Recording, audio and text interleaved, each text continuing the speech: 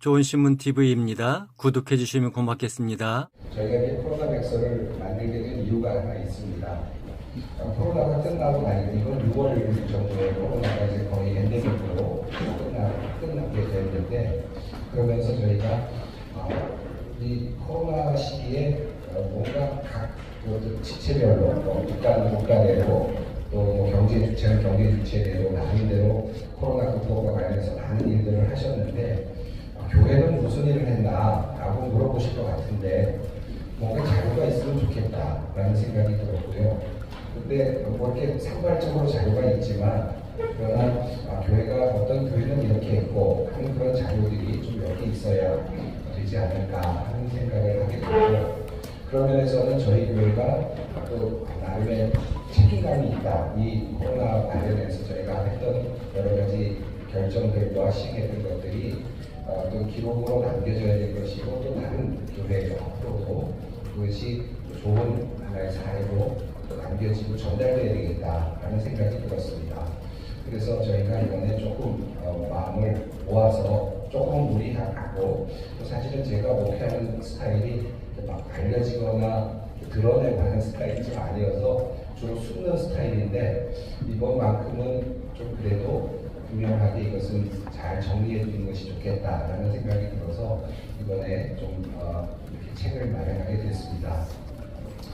저희 교회와 관련해서 최근에 보니까 저희 교회 이렇게 뭐 좋은 뉴스보다는 공개적으로 나갔던 뉴스들 이렇게 다시 좋은 뉴스가 안 나가고 좀 어려운 뉴스들이 많이 나갔던 것도 사실이었던 것 같아요. 뭐 여러 이슈들이 있었고, 또 부자 동네에 있는 교회 뭐 이런 여러 가지 이슈들 때문에, 또 정치적인 어떤 중심에 있었던 교회 뭐 이런 것들 때문에 좋은 뉴스보다는 그러지 못했던 것들이 참 많았던 것 같은데, 이번에 좀 코로나를 보내면서는 사실 교회뿐만 아니라 세상의 어떤 그 매스컴이나 이런 여러 매체들로부터도 생각해보면 참 좋은 이야기를 많이 들었었다라는 생각이 듭니다. 그래서 그것이 참 감사했고요. 또 교회의 좋은 이미지를 만들어 가는데 저희가 그래도 조금은 우리가 역할할 수 있었겠다라는 생각이 들어서 참 감사한 마음이 있었습니다.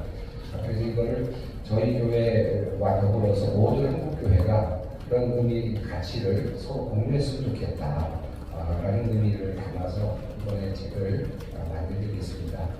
저희가 소망교회 같은 경우는 크게 보면 저희가 코로나 기간에 큰 모멘텀이 세 가지가 있었는데요. 하나는 이제 우리 나라에서 이제 심각 단계로 모든 단계 발표가 2월 23일 날 오후에 이제 나지 않았습니까? 이제 그런데 저희가 그날 저녁에 저희가 교회를 이제 폐쇄하고 온라인으로 전체 예배를 돌린다는 결정을 하고, 그리고 이제 모든 성도들에게 알리는 일을 했습니다. 그러니까 시간적으로 보면 한 2~3시간 정도, 서너 시간 사이에 저희가 결정을 하고, 그것이 바로 이어서 이제 매스컴에 전체적으로 알려졌어요. 그래서 그것이 굉장히 중요한 하나의 한국교회에서도 중요한 모멘텀이 됐을 것 같고, 두 번째는 저희가 이제 온라인으로 첫 번째 예배를 드렸던 날이 3월 첫째 주일이었는데, 그때 온라인으로 역사적으로 처음 예배를 드리는데 저희가 그날 헌금 드렸던 모든 헌금을 이제 그 당시에 대구 경북의 지역에 있었던 그 교회 또는 또 그 지역의 환자들을 위해서 사용할 수 있도록 전액 헌금을 많지는 않았습니다만 그래도 그때 거친 모든 헌금을 이제 사회적 환원을 했던 것이 두 번째 된 것 같습니다. 세 번째는 여러분도 아시는 것처럼 저희 소망수양관을 생활치료센터로 사용할 수 있도록 열어서 그 시간 동안 많은 분들이 이제 다녀갈 수 있게 됐고, 그런 일이 있었습니다. 그 외에도 많은 교회 자료들이 지금 이렇게 여러분들의 내용 속에 다 들어있는데, 정말 저희는 굉장히 어렵게 아마 여러분께서는 소망교회는 큰 교회니까 다 준비가 다 돼 있었고 철저하게 다 돼 있을 거라고 생각하시겠지만, 저희는 이렇게 소망교회는 생각보다 이렇게 빨리 이렇게 움직이는 교회는 아닙니다. 굉장히 늦게 움직이는 교회인데, 그래서 저희가 유튜브로 개선이 안 돼 있었다가 어떻게 여러 가지 하나님의 도우심이라고 생각하는데요. 제가 2019년에 부임을 하고 그리고 나서 8월경에 우리 교인들께서 이제 그 예배를 스트리밍을 하는데 자꾸 이렇게 엉켜서 예배를 드리기가 좀 불편하다 온라인으로 드리는 분들이 있었는데 그래서 어쩔 수 없이 그때 이제 그 유튜브 개설을 했습니다. 이게 2019년이었어요. 19년 8월 정도였으니까 유튜브를 개설한 지도 얼마 되지 않았다가 이제 2월 달에 그 다음에 2월 달 20년 2월 달에 팬데믹이 터지고 그리고 이제 심각 상태가 되면서 급박하게 저희가 이제 온라인 예배를 드리게 됐습니다. 그래서 저희도 여러분 자료를 보시면 아시겠습니다만은 온라인 예배를 모든 것을 제가 그때부터 완전히 준비를 하고 유튜브도 이제 만들어 나가면서 해나가기 때문에 상당히 어렵게 그렇게 했고 이 모든 과정은 아마 대부분의 교회와 비슷한 상황이었을 거라고 생각합니다. 저희 교회가 했던 그 내용 중에서 중요한 부분을 좀 말씀을 드리면 내용을 다 보시면 아시겠습니다만 저희가 조금 감사하게 생각하는 것은 그리고 교회 모범이 될 수 있도록 준비할 수 있었던 것은 1월 달에 그러니까 사실 우리나라에서 환자가 발생하기 전입니다. 1월 달에 중국에서 우한이 발생했다라고 하는 내용이 나오고 보도가 되고 또 여러 사람들이 죽어가고 있다라고 하는 이야기를 들었을 때 우리 사무처장님께 우리 교회에서 제가 부탁을 드리면서 만약에 전염병이 우리나라에 들어오게 되면 어떻게 되는 겁니까? 라고 제가 물었습니다. 그것은 제가 어쩔 수 없는 초년생이었기 때문인데요. 제가 소망교회 부임한 지 1년밖에 되지 않았기 때문에 하나도 몰랐기 때문에 알고 싶었습니다. 그러면 어떻게 해야 되는지. 그래서 사무처장님께 그것을 문의를 했습니다. 그랬더니 사무처장님께서 우리 사무처장님은 이제 은행에서 부행자까지 하신 분이셨는데 이제 교회 이제 일을 지금 하고 계시는데요. 여러 가지를 잘 알아봐 주셨는데 이 나라에서 이렇게 정한 내용을 보니까 심각 단계라는 데까지가 이룰 수 있고 그럴 경우에는 종교기관 경우에도 이제 문을 닫아야 된다는 그런 법적인 조항이 있다는 내용을 설명해 주셨고 전체적으로 저에게 알려주셨습니다. 그래서 제가 그것을 그러면 당회원들도 알아야 될 것 같고 만약에 그런 단계가 진행이 저는 그때까지만 해도 그런 일이 일어날 거라고는 전혀 생각 안 했고 2월 달이니까 혹시라도 일어날 경우라면 어떻게 해야 되는지 매뉴얼을 좀 만들어 주십시오라고 했습니다. 그래서 그 매뉴얼을 만들어 주셔서 2월 당회죠. 내용을 보시면 아시겠습니다만 그 당회에서 저희가 통과라기보다는 이런 일이 있을 때는 매뉴얼대로 하겠습니다라고 하는 것을 당회에 보고를 했습니다. 근데 그때가 아마 저희 서울에서 이제 환자가 막 1명, 2명 막 발생할 그런 정도의 시기였는데 저희 교회는 그래서 매뉴얼을 이제 통과시킨 상태였습니다. 그것이 저희로 하여금 이제 쉽게 2월 23일 당일날 제가 예배를 드리고 내려오는데 마침 저희 그 당시에 아시겠습니다만은 환자들이 강남 지역에서 유독 많이 발생을 했습니다. 오늘 여기 자리는 아니지만 그 건너편에 한일관이라는 곳에서 환자가 뭐 1호 환자, 2호 이렇게 번호까지 매겨가면서 환자가 발생했다는 이야기가 나오면서 그 2월 23일 주일날이죠. 그날 저희 교회 회직 인원이 상당히 많이 줄어 있었습니다. 다른 지역보다 훨씬 더 많이 줄어 있었기도 했어요. 그래서 1부부터 5부부터 예배를 드리고 나서 이제 나오면서 이게 참 어렵겠다. 이렇게 되면 참 어렵겠다라고 생각하고 내려오는데 우리 지금 여기 와 계십니다만 태호성 목사님이 이제 저를 맞으면서 하시는 얘기가 목사님 지금 우리 대통령께서 심각 단계로 했다라고 하는 이야기를 했습니다. 그래서 그러면 매뉴얼이 어떻게 되느냐 그랬더니 문을 닫아야 됩니다 라고 해서 그러면 매뉴얼대로 하자라고 해서 그때 이야기하고 문을 닫게 됐습니다. 문을 닫고 공지사항으로 우리 교인들에게 알린 내용을 하고 그리고 돌아서서 집으로 들어오니까 들어오자마자 모든 방송사에서 소망교회가 문을 닫았다는 얘기를 30분도 안 됐는데 전국적으로 그 내용이 나가고 있었습니다. 그래서 제가 집으로 들어오면서 우리 소망교회가 문 닫았다는 사실을 확실히 알았습니다. 매스컴들을 통해서 제가 알게 됐고 많이 떨리기도 했었는데요. 그리고 나서 이건 숨겨진 이야기입니다만 사실은 굉장히 어려운 시간을 며칠 동안 보냈습니다. 저희 교회 교우들도 그랬지만 내부적으로도 6.25 때도 문을 닫지 않았다는 얘기부터 시작해서 어떻게 이런 결정을 내릴 수 있느냐라고 항의부터 시작해서 어마어마한 사실은 시간을 보내기는 했습니다. 그런데 결과적으로 생각해 보니까 저도 많이 두려웠었는데 결과적으로 보니까 저희 교회가 그래도 적절한 시기에 잘 그것을 결정했고 또 그리고 실행을 할 수 있었다는 것에 대해서 감사를 드리고요.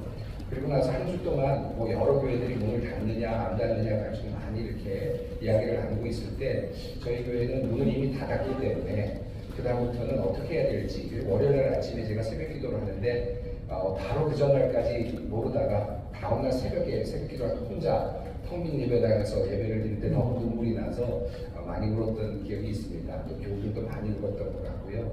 그리고 나서 새벽 기도에 나오셔서 문이 잠겨 있으니까 예배당 문 앞에 나와서 그냥 예배당 문 앞에 서서 기도하시고 이렇게 울고 계셨던 분들도 많이 계셨고 그분들이 또 포스잇도 붙여놓고 가시기도 하고 뭐 이런 참 안타까웠던 시간들이 많이 있었고요.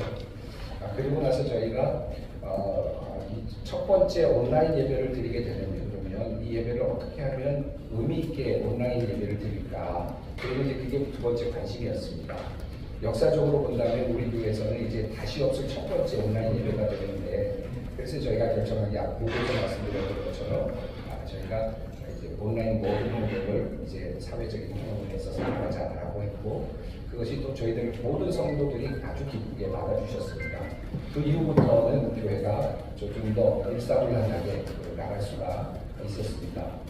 뭐 다 말씀드리기는 어렵고 한 가지 말씀만 더 드리겠습니다. 저희가 그 소망수양관을 사회 치료센터로 경증 치료센터로 저희가 낼 때 저희 교회는 사실은 참 어려운 상황이었어요. 왜냐하면 소망수양관에서는 여러분 많은 분들이 아시겠습니다만은 우리 박선희 목사님 때부터 장례를 치르는 소망동산이라고 하는 곳이 있습니다. 그래서 장례가 나면 그곳에 이제 저희가 유골을 이제 모시는 이제 그런 곳이 있는데요. 만약에 저희가 생활치료센터를 열게 되면 그것을 사용할 수 없을 것 같아서 저희가 한 달여 동안 우리 장로님들께서 조사를 다 하셨습니다. 그런데 저희 결론은 불가하겠다. 왜냐하면 장례식을 그러면 우리가 못하기 때문에 그렇게까지 하면서 희생하면서 하기는 어렵겠다. 라고 해서 불가하다라고 하는 그런 결론을 사전에 저희는 가졌습니다. 그래서 이미 저희도 그 문제에 대해서 이미 많은 장로들과 논의가 있었는데 불가하다고 하는 이제 결론을 얻었는데 참 재미있게도 불가한 이유가 세 가지가 있었습니다. 첫 번째 이유는 우리가 매일 거의 장례식이 계속 이어지는데 그것이 폐쇄가 되면 장례식 자체가 불가능하니까 어렵겠다는 게 첫 번째 이유였고요.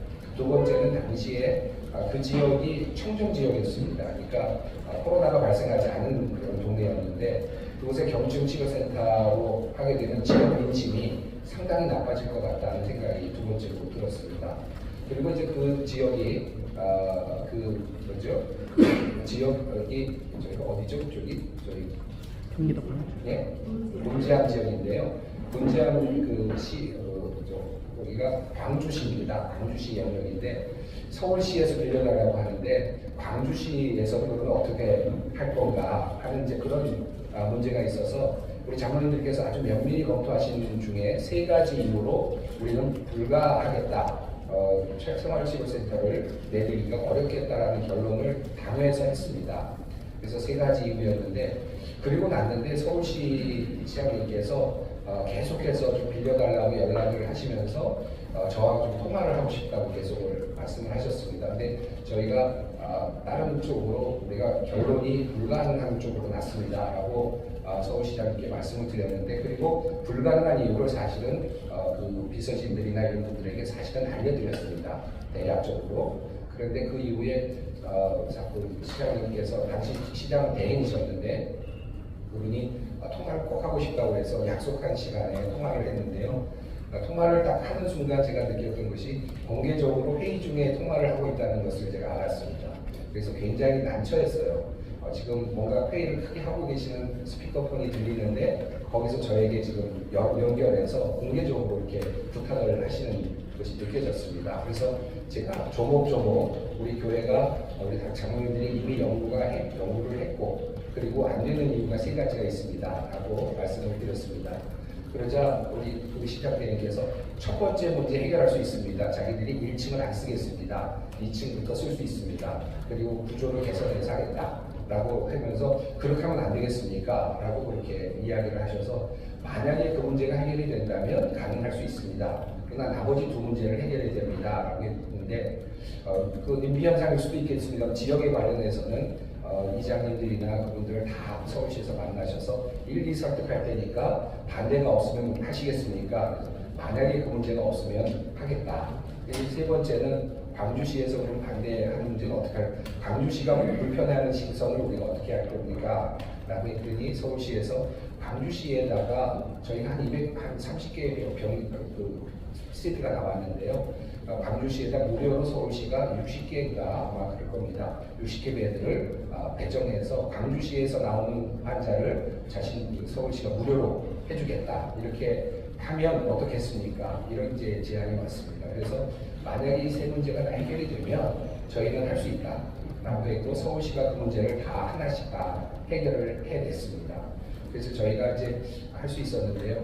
뒤돌아 생각해 보면 저희 교회 그 당회원들께서 사실은 굉장히 참 훌륭하신 분들이 많이 계셨고 그리고 사전에 준비를 할 수 있는 그런 여력들이 있어서 그것을 미리 준비했던 것이 안 되는 이유였지만 미리 준비했던 것이 결국은 나중에 되게 하는 그런 그런 방향으로 그것이 또 나가기도 했었습니다. 예, 이런 정도가 지금 요약해드리면 중요한 내용들이고요. 내용은 이제 여러분 보시면 그 안에 다 담겨 있습니다. 큰 취지는 그래도 코로나라고 하는 시기가 3년여 동안 지속이 됐는데 한국교회는 그동안 무엇했어? 라고 물어본다면 우리 한국교회도 그래도 이런저런 일을 했었어 라고 하는 말을 그래도 할 수 있어야 되지 않을까. 그런데 그 이야기를 그냥 하려니까 기억하는 사람은 안 될 것 같고 그래서 저희가 책자로 잘 묶어서 언제라도 대답할 수 있는 그런 자료로 만들어서 도서관이나 또는 여러 곳에 들여서 좀 더 오랫동안 기억되게 하자. 그리고 교회에 대한 좋은 이미지를 좀 우리가 계속 유지할 수 있도록 우리가 함께 하자라는 그런 마음으로 이 책을 만들게 됐습니다.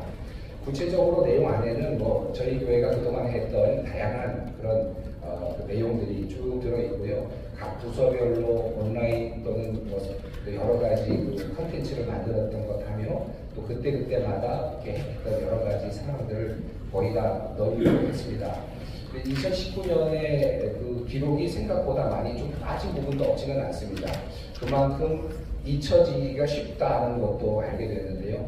분명히 이런 거 했던 것 같은데 라는 것을 저희가 기억이 얼추 되는데도 자료가 벌써 사라지고 그냥 2023년에 저희가 쓰고 있는 그 시점에서 많은 것들이 조금 약간 약화된 부분도 없지는 않은 것 같아서 조금 아쉽습니다만은 내용을 보시면 찬양대가 몇 명을 삼는지 처음에는 그 다음에 또 법이 바뀌면서 또 몇 명이 들어갔는지 그 다음에 또 어떤 온라인으로 또 버추얼 콰이어를 했었던 것 하며 이런 다양한 내용들이 그 안에 다 들어있습니다.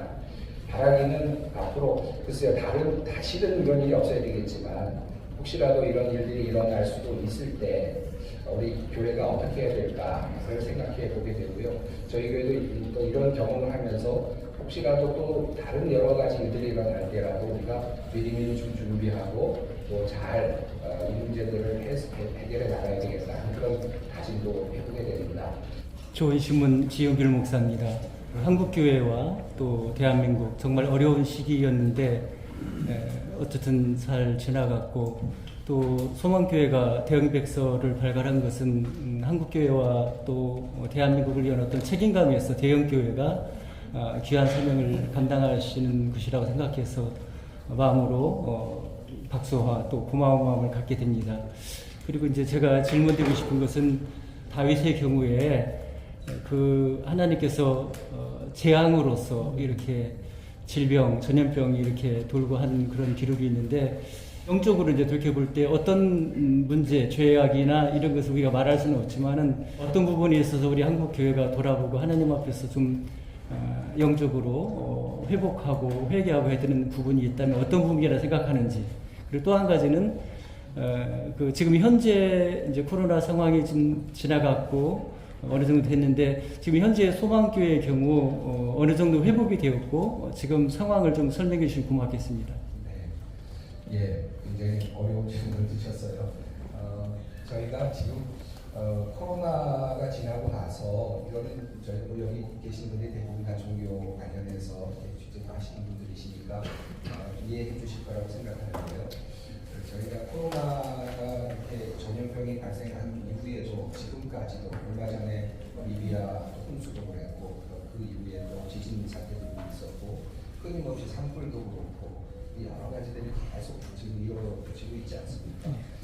그런 의미에서 본다면 이것은 우리가 적어도 영적인 각성 또 믿는 자로서 또 우리가 하나님의 어떤 심판의 어떤 진노의 어떤 화살 같은 그런 마음을 가지지 않을 수는 없다고 생각합니다. 특별히 하나님께서 저희에게 정말 보일 만큼 이렇게 저희들에게 그런 일들이 일어나게 하시는데 저희가 그 부분에 있어서 저희가 각성할 필요가 있다고 생각을 하는데요. 항상 우선 제일 처음에 저희가 코로나가 발생했을 때 저희 교회의 메시지도 그랬고 대부분의 교회의 목사님들의 메시지가 한결같았던 한 가지가 있었는데 그것은 바로 자연을 훼손했던 그리고 자연을 제대로 다스리지 못했던 인간에 대한 반성이 처음에 있었죠.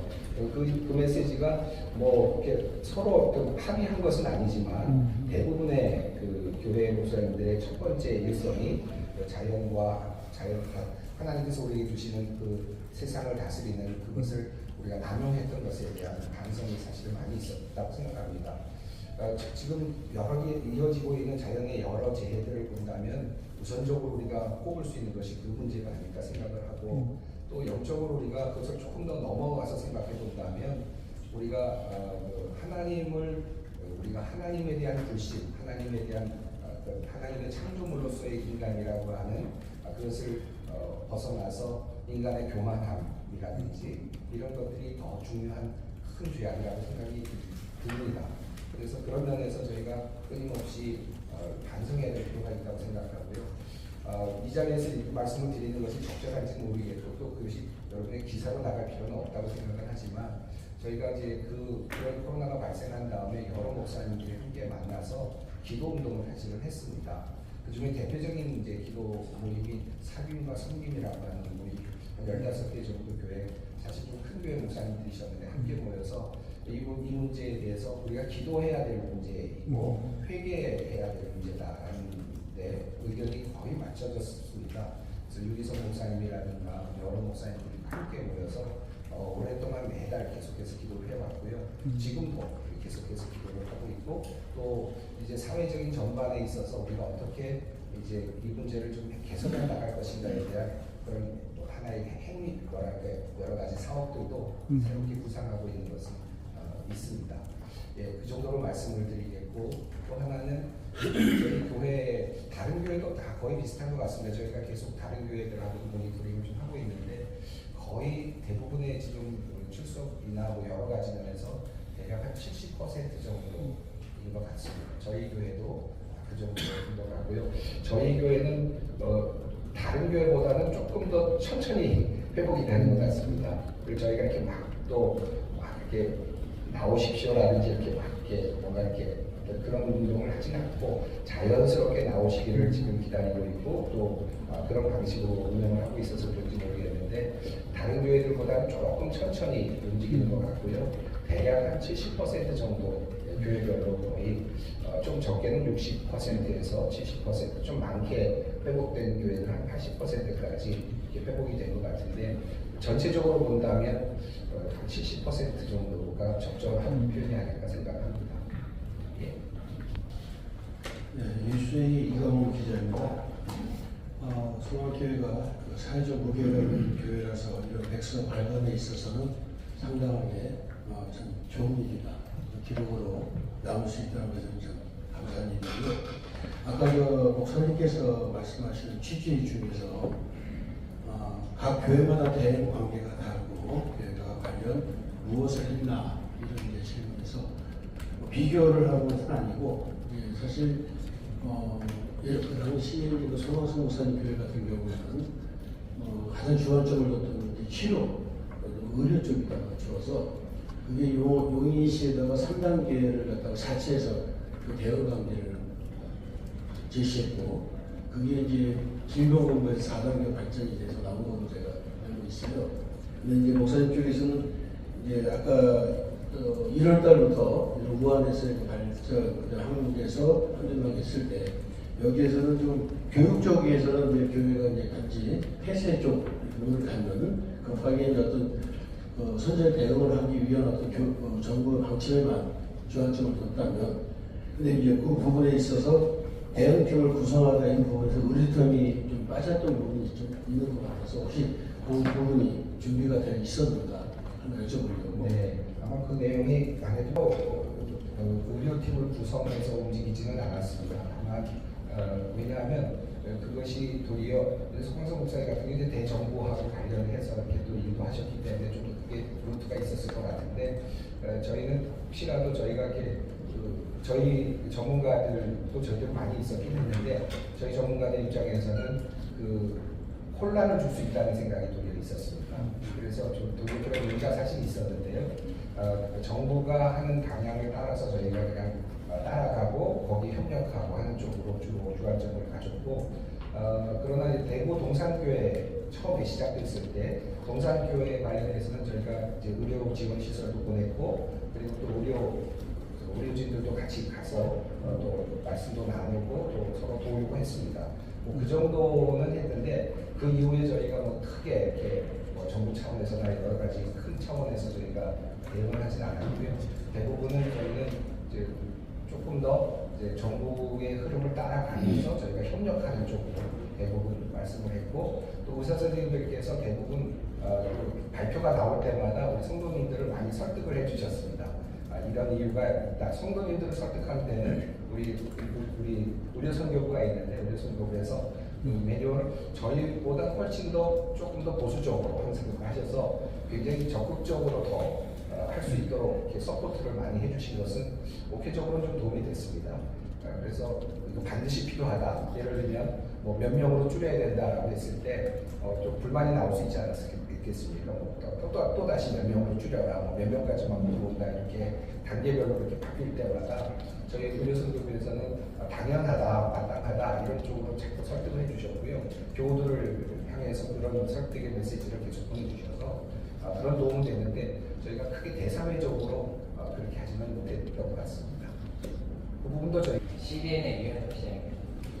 백서를 보면 교회적인 매듭은 잘 된 것 같은데 코로나에서 한국교회가 대안하는 데서 좀 질문을 드리는데 코로나 방역 시절에 정부가 교회에 대한 가장 공정하지 못했다고 생각하는 것과 그렇게 생각한 이유와 이를 바로잡기 위한 행동이 혹시 있었는지 하고 두 번째는 이제는 전투에서 이겨도 전쟁에서 졌다는 말이 있는데 소망교회적으로는 상당히 대응을 잘했는데 한국교회적으로는 대처가 미흡했거든요. 앞으로 팬데믹이 다시 온다면 한국교회가 어떻게 준비해야 되는지 좀 말씀해 주시겠습니다. 예, 그 팬데믹이 다시 온다면이라는 질문이 나오면 저 대답은 생각하고 싶지 않습니다. 대답입니다. 정말 어려웠던 것 같고요. 또 똑같은 시기가 온다면 똑같이 하시겠습니까? 라고 묻는 분들이 계셨는데 저 자신이 없습니다. 라고 하는 말씀이 솔직한 심정일 것 같아요. 왜냐하면 그때 결정할 때까지는 뭐뭐로도 사실은 한 부분도 있었습니다. 당위성 또 당연히 해야지. 저는 또 학자 출신이었기 때문에 더 그랬을 수도 있는데요. 당연히 그래야지라고 했는데 그 이후에 일어났던 많은 반응들이라든가 그런 뭐 정말 어찌 보면 뭐 협박성 같은 느낌이 들 정도의 그러니까 자신의 신앙이 무너지는 것 같은 느낌을 받았던 분들이 참 많았기 때문에 정말 힘들게 본인들도 힘들었고 그리고 그것을 표출하시는 분들이 참 많았기 때문에 참 어려운 시간이었어요. 그래서 다시 돌아간다면 과연 제가 앞서서 이걸 할 수 있을까 우리 교회가 하는 그런 생각도 사실은 듭니다. 그리고 여전히 저희에게 처음에 고민이 그것이었죠. 저희도 문을 우리가 먼저 닫으면 좋겠다 해서 닫지는 않았으니까요. 많이 고민을 했고 사실 고민하면서 매뉴얼도 만들어 왔었기 때문에 문을 닫으면서 이것이 결과적으로 모든 성도들에게 어떤 결과적으로는 우리가 예배에 참석하지 않을 수 있는 길을 열게 되고 온라인 예배에 대한 길이 열리면서 교회가 약화될 수 있다라고 하는 그 가능성을 모르는 사람은 아무도 없었겠죠. 그래서 참 많이 고민이 됐었는데, 그리고 그런 결과가 사실은 지금 어느 정도 아직까지 나타나고 있다고 보고요. 그건 전 세계가 지금 다 겪고 있는 그런 문제라고 저는 생각합니다. 그래서 그러나 이제 지금 그걸 그럼 어떻게 회복할 거냐 하는 문제는 이제 또 다른 숙제인 것 같아요. 계속해서 저희가 노력을 해야 될 것이고, 그래서 두 가지 서너 가지 방향으로 지금 목회자들 또 교회가 대응을 하고 있는 것 같습니다. 온라인 예배는 이제 임시적인 것이었으니까 이제 문 닫고 다시 옛날 예배, 모이는 예배, 예배당 예배로 환원해야 된다, 100% 환원해야 된다라고 또 주장하시면서 나가시는 목회자들도 있고 교회들이 있고요. 또 그렇게 하시는 교회들은 어느 정도 또 많이 회복들이 되고 있는 것도 거의 보이고 있습니다. 또 한쪽에서는 온라인으로 열린 이 예배는 시대적인 어떤 필요성과 뭐 여러 가지가 있기 때문에 나름대로 또 길을 열어가야 된다, 그리고 새로운 길을 찾아야 된다라고 하는 입장도 있는 것 같은데요.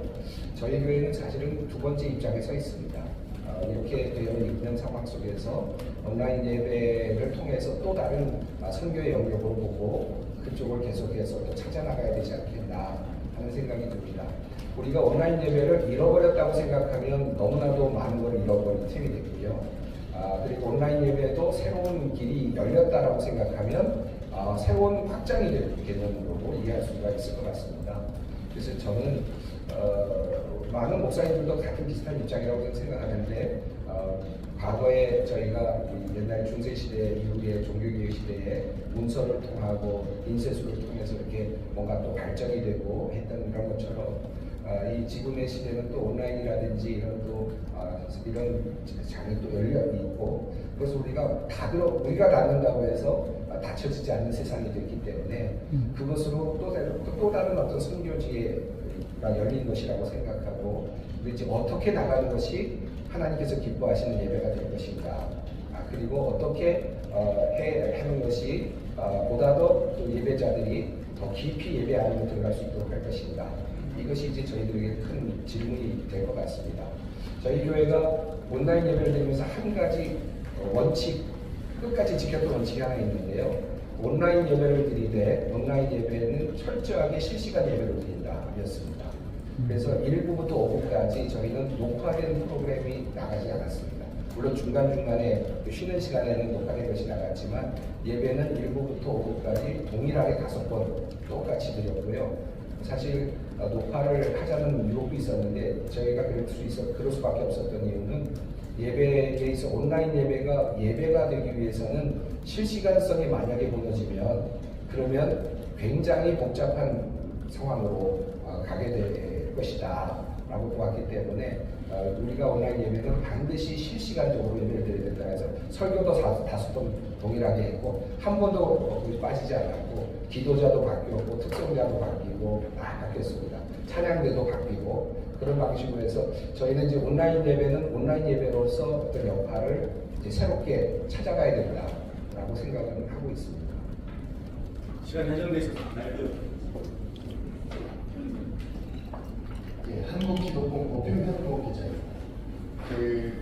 70% 정도가 회복됐다고 하셨는데 지금 온라인 예배 접속자나 헌금 이렇게 개수 이런 걸로 판단을 했을 때 나머지 30%가 온라인 예배로 아직도 교인으로서 있는 것인지 아니면은 정말 교회를 떠났는지 좀 알고 싶습니다. 네, 쉽습니다. 근데 저희 교회 같은 경우에는 온라인 교인이 늘어 있는 상태고요. 그 인원이 거의 동일하게 거의 유지가 되고 있는 상태인 것 같아요. 그래서 전체적으로 보면 저희 예배 인원은 뭐 줄었다고 생각은 안 되고요. 또 현재 온라인으로 접속하는 숫자는 변함이 없이 계속 그 인원이 유지가 되고 있습니다. 그래서 저희 생각에는 그리고 변동이 거의 없는 것으로 봐서 거의 같은 시간대에 거의 예를 들면 교회 예배당에 나오신 분이 좀 많아지면 그 숫자가 좀 줄어들고 또는 좀 줄어든 것 같으면 온라인 예배가 좀 늘어나는 이건 변동 상황을 계속 경험하고 있지만 전체적인 숫자는 거의 동일하게 적용되어 있고요. 그런 면에서 본다면 큰 차이는 없고 도리어 저희는 온라인까지 포함하고 난다면 하고 보면 도리어 줄어들었다고 보여지지는 않는 형편입니다. 그리고 교회 헌금의 경우에는 저희는 글쎄요, 다른 이게 큰 교회와 작은 교회 차이일 수도 있고 여러 가지가 있을 수 있겠는데 저희 교회 같은 경우에는 이제 2019년에 그 예산 상황이 헌금 상황에 비교해서 조금씩 그냥 그대로 유지가 되거나 성장하는 그런 추세였습니다. 이제 저희가 근데 한 가지 다른 교회도 비슷한데 데이터가 나오고 있는데 올해 같은 경우는 조금 전체적으로 교회가 조금 헌금에 있어서 많이 줄거나 보면 약간의 좀 주춤한 그런 느낌이 좀 들기는 합니다. 아마 이 코로나 이후에 여러 이제 여행도 많이 가시고 또 여러 가지 씀씀이도 많아지시고 해서 그런 결과인지 모르겠습니다만 전체적으로 크게 변동은 없고 그리고 온라인 상황과 함께 연결해서 판단하면 교회 인원은 줄지는 않고 도리어 느는 형식이라고 볼 수 있겠습니다. 좋은 신문 TV를 시청해 주셔서 감사합니다.